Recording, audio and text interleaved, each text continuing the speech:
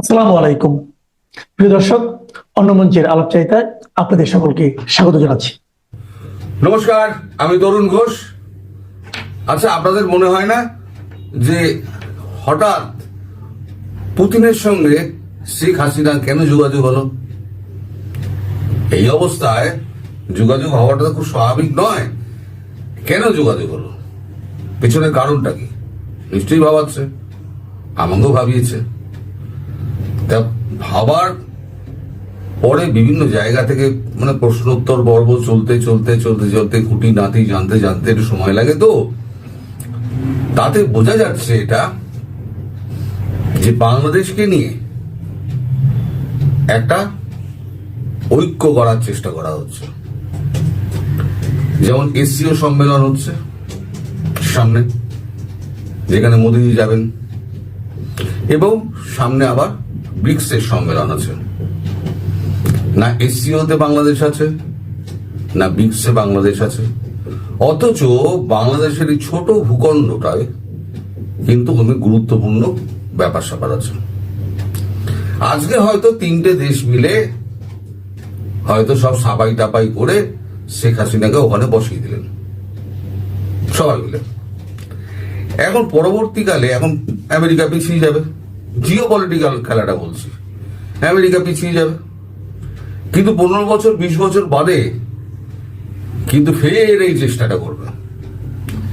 ফলে এই চেষ্টাটা যাতে না করতে পারে তার জন্য এই শেখ হাসিনাকে বাংলাদেশে স্থাপন করে, আওয়ামী লীগকে বাংলাদেশে স্থাপন করে, তারপরে তাকে এসসিও এবং ব্রিক্সের মধ্যে নিয়ে নেওয়া, যে জোটটা গঠন করার চেষ্টা করা হচ্ছে, সেই জোটটায় একটা বড় ধাক্কা দেওয়া, যে এই অঞ্চলে যাতে আমেরিকার উপনিবেশ ঘুরতে না পারে। আপাতত মায়ানমারে এখন তো একটুখানি বেস্টেস করার চেষ্টা করছে আমেরিকা, সেটা নিয়ে পরে ভাবা যাবে। এখন মোদি যখন চীনে যাবেন সেই সময়তে নিশ্চয়ই কথাবার্তা হবে, চীনের সঙ্গে কথাবার্তা হবে, তখন জান্তার সঙ্গে মায়ানমারের কথাবার্তা হবে। এখন যা পরিস্থিতি, কাগজে যা বেরোচ্ছে, তাতে কিন্তু আমেরিকার পক্ষে কিন্তু একটা ভয়াবহ অবস্থা আসছে ট্রাম্পের কাছে।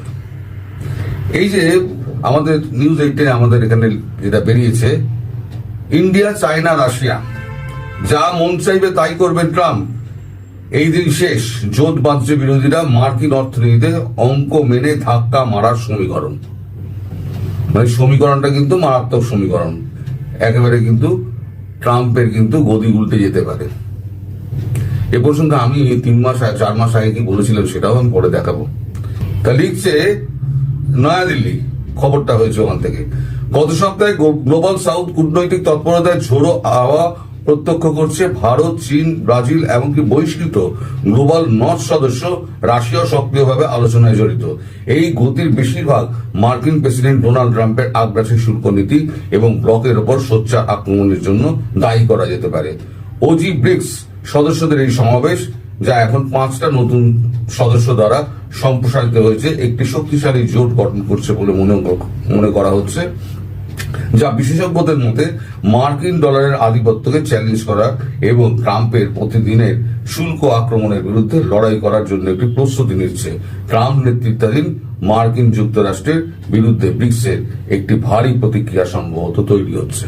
অর্থাৎ ব্রিক্সের ব্যাপারে কিন্তু এখন আস্তে আস্তে কথাবার্তাটা এগোচ্ছে। এখন চীনের সঙ্গে তো আমাদের তো খুব বৈরিতার সম্পর্ক ছিল। শেখ হাসিনার প্রসঙ্গে আবার আসছে, কেন শেখ হাসিনাকে প্রয়োজন? ব্রিক্সের সঙ্গে বা চায়নার সঙ্গে আমাদের খুব সখ্যতা ছিল না, বৈরিতার সম্পর্ক ছিল। 2019 সালের পর প্রধানমন্ত্রী মোদী কিন্তু চায়না ভিজিট করেননি। আর চীন যখন বিপদে পড়লো, তখন ধীরে ধীরে কিন্তু চীন আস্তে আস্তে আমাদের সীমান্ত সমস্যার সমাধান করলো। তারপর আস্তে আস্তে আমাদের মানুষ সরোবর যাত্রা খুলে দিল।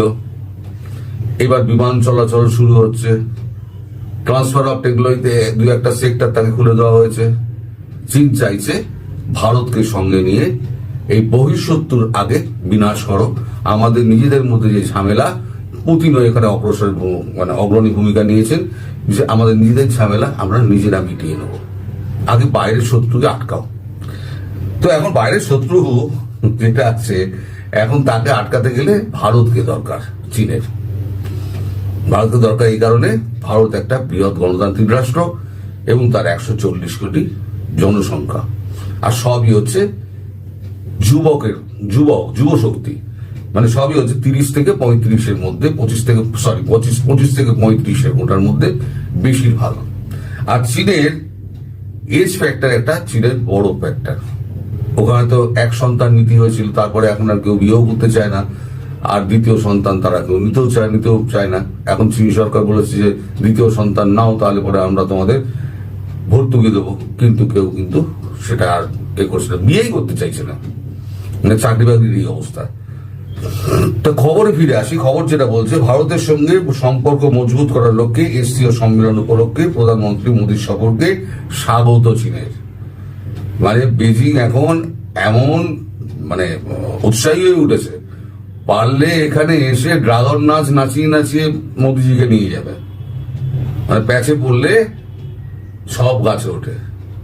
তো যাই হোক, এটা খবরটা নিউ দিল্লি থেকে হয়েছে, খবরটা করেছে এবিপি আনন্দ। নিউ দিল্লি থেকে করেছে, ভারত চীন দ্বিপাক্ষিক সম্পর্ক কি মজবুত হওয়ার পথে? আসন্ন সাংহাই কোঅপারেশন অর্গানাইজেশন বা এসসিও সম্মেলন উপলক্ষে প্রধানমন্ত্রী নরেন্দ্র মোদীর সফরকে স্বাগত জানালো চীন। আমেরিকার প্রেসিডেন্ট ডোনাল্ড ট্রাম্পের অত্যাধিক শুল্ক চাপানো নিয়ে বিশ্বজুড়ে যে অস্থিরতা তৈরি হয়েছে, সেই প্রেক্ষাপটে নয়াদিল্লির সঙ্গে দ্বিপাক্ষিক সম্পর্ক আরো মজবুত করতে চাইছে বেজিং, এমনই মত ওয়াকিবহাল মহলের। আগামী 31 আগস্ট থেকে 1 সেপ্টেম্বর চীনের তিয়ানজিন শহরে বসতে চলেছে এসসিওর আসর। প্রধানমন্ত্রী মোদীর চীন সফরকে স্বাগত জানিয়ে চীনের বিদেশ মন্ত্রকের মুখপাত্র গুয়ো জিয়াহুন বলেছেন, এসসিও গঠনের পর সব থেকে বড় আকারের সম্মেলন হতে চলেছে তিয়ানজিন সম্মেলন। তার কথায় আমরা বিশ্বাস করি যে সকল পক্ষের সম্মিলিত প্রচেষ্টায় তিয়ানজিন শীর্ষ সম্মেলন হবে সংহতি, বন্ধুত্ব এবং ফলপ্রসূ ফলাফলের সমাবেশ, এবং এসসিও উচ্চমানের উন্নতি একটি নতুন পর্যায়ে প্রবেশ করবে, যার মধ্যে বৃহত্তর সংহতি, সমন্বয়, গতিশীলতা এবং উৎপাদনশীলতা থাকবে। পারস্পরিক সহযোগিতার মাধ্যমে আঞ্চলিক স্থিতাবস্থা তৈরির লক্ষ্যে 2001 সালে এসসিওটি তৈরি হয়েছিল। এই ব্লকে এই মুহূর্তে 10টি সদস্যভুক্ত দেশ রয়েছে, যার মধ্যে রয়েছে, ভালো করে শুনবেন, বেলারুশ, চীন, Bharat, Iran, Kazakhstan, Kyrgyzstan, Pakistan, Russia, Tajikistan এবং উজবেকিস্তান। তিয়ানজিনের এই মিটিংয়ে 10 জন সদস্য রাষ্ট্রপ্রধানরা যোগ দেবেন। এখানে কিন্তু বাংলাদেশের নাম নেই। এখন এই যে বাংলাদেশ, কোন জায়গাতেই বাংলাদেশ নেই, তাতে কি হচ্ছে? তাতে কি একটা শূন্যতার সৃষ্টি হচ্ছে, যে একটা ভূখণ্ডকে ছেড়ে দিয়ে আমরা বাকি সব করে নিয়েছি। একটা ছোট ভূখণ্ড, তাকে আমরা পাত্তা দিইনি, কিন্তু সেটা যে জিওপলিটিক্যালি এত ইম্পর্টেন্ট, সেটা আগে থেকে চিন্তা করা হয়নি। এখন সেই চিন্তাটা মাথায় এসছে। ফলে এই যে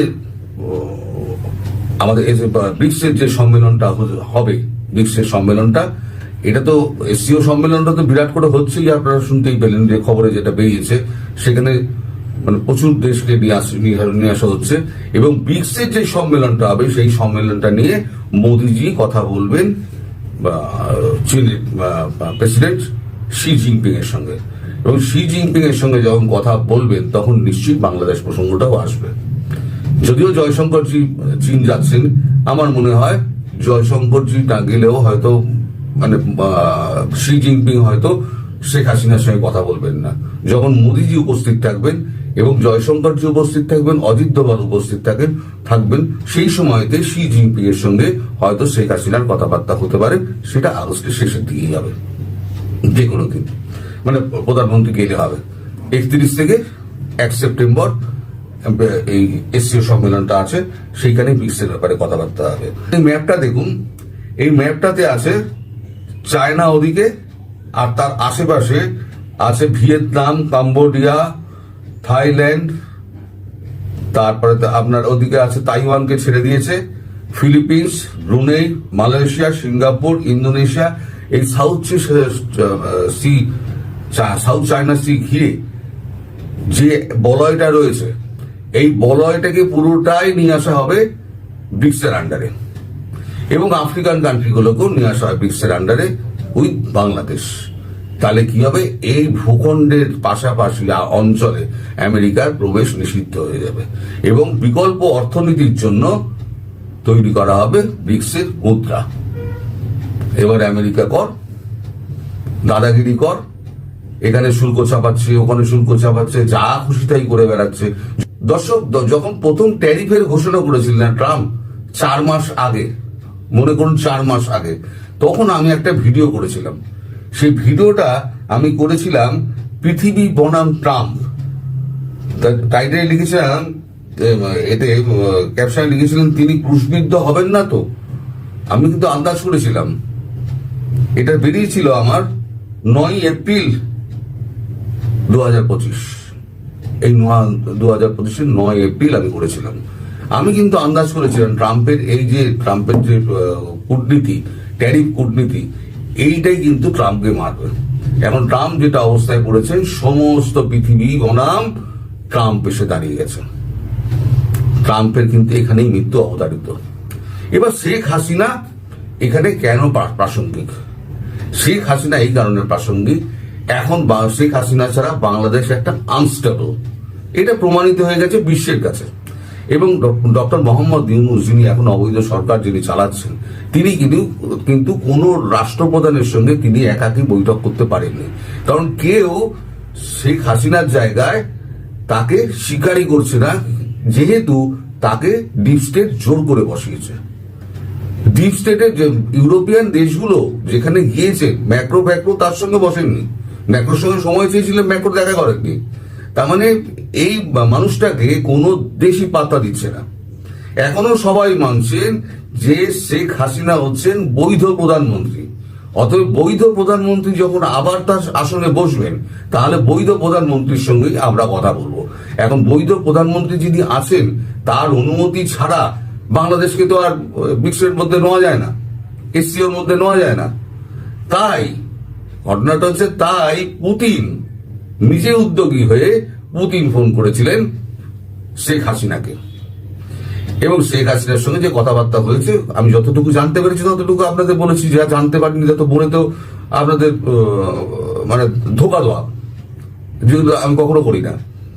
এবারে এটা কিন্তু বুঝে গেছে চীনও, কারণ চীনের বিরাট একটা নিবেশ রয়েছে, রাশিয়ার বিরাট নিবেশ রয়েছে, ভারতেরও বিরাট নিবেশ রয়েছে বাংলাদেশের উপরে। বাংলাদেশেও যদি এখন $9 বিলিয়ন যদি ডুবে যায়, চীন তো পথে বসবে। ফলে চীন চাইছে এই সুযোগে ভারত, পাকিস্তান, রাশিয়া যখন আমার সঙ্গে রয়েছে, তখন একে উৎখাত করো। ফলে এবার মোদী যখন যাবেন চীনে, তখন মোদীর সঙ্গে যাবেন জয়শঙ্করজি এবং অজিত দোভাল। সেই সময়তে শি জিনপিং এর সঙ্গে শেখ হাসিনার আবার কথা হবে বলে সূত্র মারফত জানা গেছে। তাহলে কি হলো, বেজিং এরও সঙ্গে সম্পর্ক ঠিক হয়ে গেল শেখ হাসিনার, যে সম্পর্কটা তলানিতে গেছিল। রাশিয়ার সঙ্গে সম্পর্ক ঠিক হয়ে গেল, ভারতের সঙ্গে সম্পর্ক তো ঠিকই আছে। এইবারে ব্রিক্সে আরো 40টা দেশকে নিয়ে আসা হবে। যে ভারত যখন বারবারই যখন প্রধানমন্ত্রী মোদী বলছেন যে এই যে গ্লোবাল সাউথ যারা রয়েছে, তাদের কণ্ঠস্বর হয়ে উঠবে ভারত। এই যে সমস্ত দেশগুলোকে নিয়ে আসা হবে, তার মধ্যে এই বাংলাদেশকে ঢুকিয়ে তাকে আরো শক্তিশালী করে দেওয়া। এইবারে যদি ভবিষ্যতে যদি 15 বছর বাদেও মনে করে, কিন্তু 15 বছর বাদেও কিন্তু মানে বাংলাদেশ কিন্তু কোনোভাবেই কারোর হাতে গিয়ে পড়বে না। কারণ এখানে যে একটা অক্ষ তৈরি হচ্ছে, এই অক্ষটার মধ্যে কিন্তু বাইরের কোনো দেশ ঢুকতে পারবে না। তার জন্যই শেখ হাসিনাকে প্রয়োজন, আওয়ামী লীগকে প্রয়োজন। তাই 3টে দেশ মিলে ঠিক করেছে, সবাই মিলে আওয়ামী লীগকে এবং শেখ হাসিনাকে ওইখানে বসিয়ে দিয়ে তারপরে আলোচনাটা হবে। এইটা হচ্ছে মূল ব্যাপার। তো আরো কিছু খবর পাই দর্শক, তখন আমি আবার জানাবো। আপাতত এখানে শেষ করছি। সবাই ভালো থাকবেন, সুস্থ থাকবেন এবং সাবধানে।